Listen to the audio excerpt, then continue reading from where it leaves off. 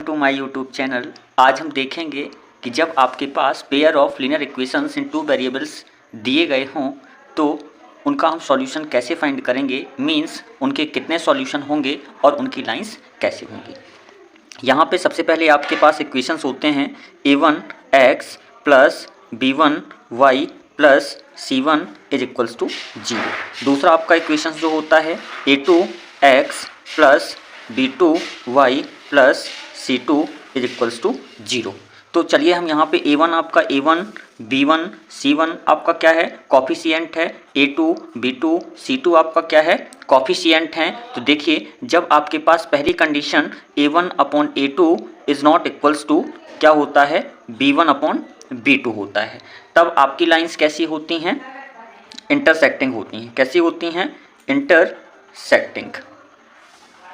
Intersecting line होंगी। वहाँ पे कैसी लाइन होंगी, इंटरसेक्टिंग लाइन होंगी। जब आपके पास condition a1 upon a2 is equals to b1 upon b2 is not equals to c1 upon c2 जब आपके पास होती हैं तो वहाँ पे कैसी लाइंस होती हैं, वहाँ पे पैरेलल लाइंस होती हैं। वहाँ पे आपके पास पैरेलल लाइंस होती हैं जब आपकी conditions a1 upon a2 is equals to b1 upon b2 is equals to c1 upon c2 आपके पास होता है। तो वहाँ पे जो आपकी लाइन होती हैं वो होती हैं कोइंसिडेंट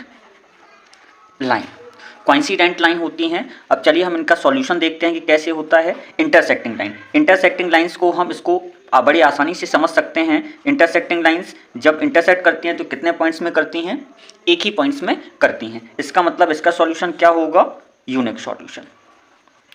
इसका सॉल्यूशन कैसा होगा, यूनिक सॉल्यूशन होगा।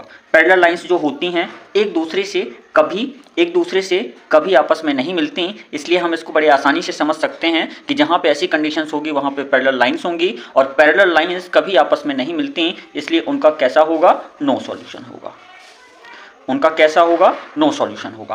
कोइंसिडेंट लाइन क्या होती हैं, कोइंसिडेंट लाइन वो लाइन होती हैं जो एक दूसरे को ऊपर क्या करती हैं, ओवरलैप करते हुए जाती हैं। ओवरलैप करते हुए जाएंगी तो बहुत सारे पॉइंट्स में मिलेंगी, और बहुत सारे पॉइंट्स में मिलेंगी, इसलिए उनका सॉल्यूशन कैसा होगा, इन्फिनिट सॉल्यूशन होगा उनका। अब हम यहाँ पे देखेंगे कंसिस्टेंट और इनकंसिस्टेंट की बात आती है। तो कंसिस्टेंट और इनकंसिस्टेंस जब जैसे लाइंस है जो एक दूसरे से क्या हो रही है, आपस में मिल रही है, तो उसको बोलेंगे कंसिस्टेंट। ये दोनों लाइंस आपस में नहीं मिलती, इसलिए ये क्या हो जाएगा, इनकंसिस्टेंट। ये दोनों लाइंस भी आपस में मिलती हैं, इसलिए इसको क्या हो जाएगा, कंसिस्टेंट। डियर स्टूडेंट्स, ये टेबल बहुत ही इम्पोर्टेंट टेबल है। इससे 3 या 4 MCQs आते हैं, तो उसको याद करना है और पढ़ना है। बड़ी ही आसानी से आप इसको सीख सकते हैं। Thank you.